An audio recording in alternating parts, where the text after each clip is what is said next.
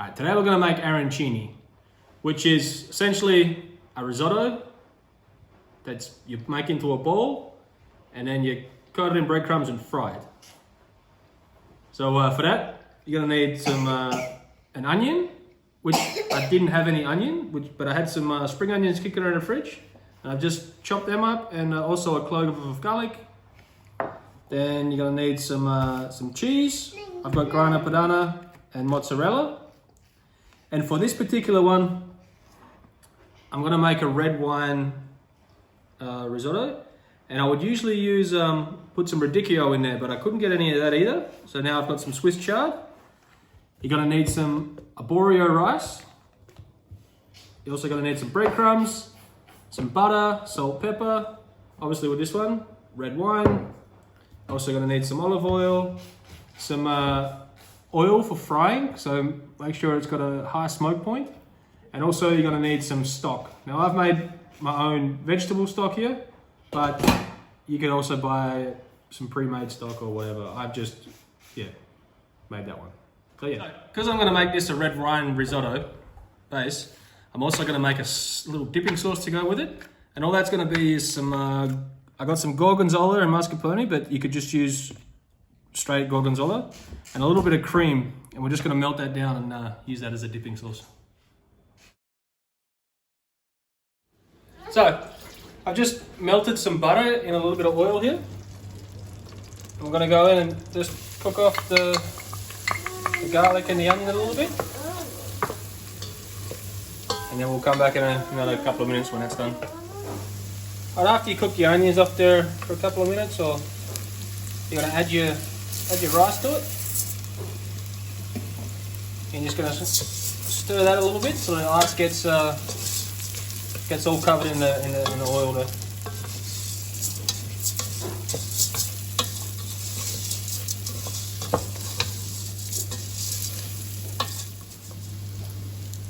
Now after all your rice is covered in the oil and all that, you're going to add your wine. But the wine you use, you want to make sure it's not a shitty cooking wine. You want to make sure it's a wine that you would drink. So you want to pour about 200 ml of that in.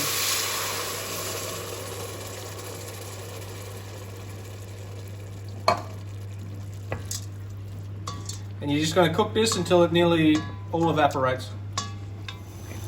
Alright, once the wine's nearly all evaporated, go ahead and add all your Swiss chard in. And we'll just go ahead and cook that down a little bit. Alright, after you've cooked it off just a couple of minutes, I've already got my stock preheated over here. And we're just going to start gradually adding a ladle or two every time. And and then you put them in, and then you just gently mix it. And then once it's all evaporated, then you add another one. You're going to keep on doing that for about 15 to 20 minutes. So it's been about 15 minutes. And I just had a taste. And it doesn't have much of a red wine taste to it. So if you haven't drunk all your wine while you've been mixing this, you just go ahead and add some more. And also at this stage, you want to go ahead and add a little bit of some salt in there. And then just go ahead and mix that in, and then we'll evaporate this wine off. So it's been about 20 minutes now, and I've just tasted it, and it's the rice is cooked all the way through. So now at this stage, go ahead and add some grana padano, dip that in, and also you're going to some cracked black pepper.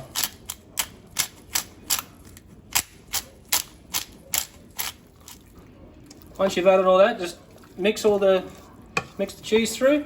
Also, I've taken it off the heat at this point. I'm just mixing the cheese through so it melts, and then we'll taste again for seasoning. Alright, after you've put the cheese in and stirred it all through, we just taste it for seasoning.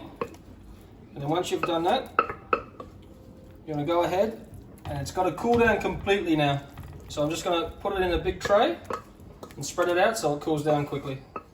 So I had it in the fridge cooling down, but if I left it overnight, it would have been alright. But because for the sake of the video, I'm going to do it. It's only been about half an hour sitting in the fridge cooling down. So I just added a little bit of breadcrumbs into the mix so it firmed up a little bit. Now all you want to do is get them into bowls, about 100 grams each. And then you just want to put a piece of mozzarella in the middle of the bowl, scoop it up, and then put it into a bowl again. And then once you've got like that, just put it into a tray. And then after you've got them all rolled into bowls like that, we'll come back and we'll put a coating on them. All right, once you've got them all rolled into, well, good enough balls, you're going to get some breadcrumbs and you're going to season it with some salt. And I've already got some cracked pepper in there. You just want to give that a little mix up. A handy tip when you're rolling these the first time is to have wet hands, and then it'll you won't get it all stuck to your hands. So your hands are always like damp, and then they're easy to form into these balls here. All right, now once you get them all like this, and you're just gonna get them straight into the breadcrumb and coat them all with breadcrumbs. All right, once you've got them all crumbed up, we'll head to the stove. I've already got the oil on, so once that reaches about 170 degrees, we'll go over there and we'll start frying them. All right, once your oil is about 170 degrees, we're just gonna go ahead and put the arancini in. We're probably gonna do this in a couple of batches here so we don't drop the oil temperature too much.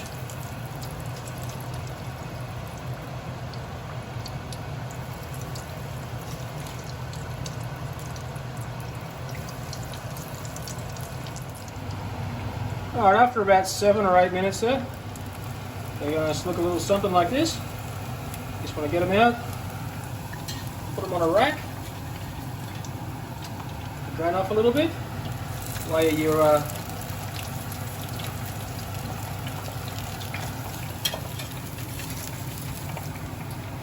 and then you go ahead and start putting the other ones in.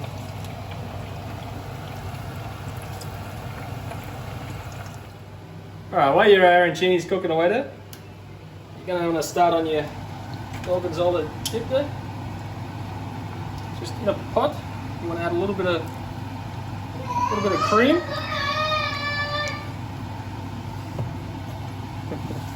And then some Gorgonzola.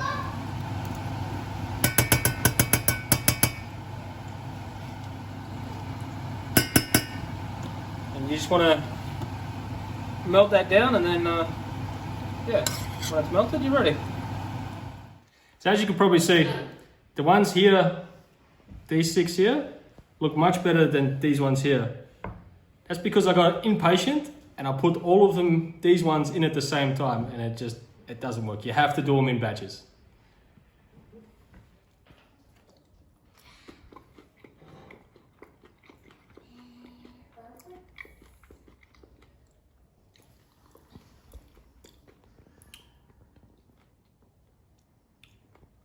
So, I prefer the radicchio in this, but Rebecca likes the Swiss chard, so I mean it's good, but I think I'll use the radicchio next time.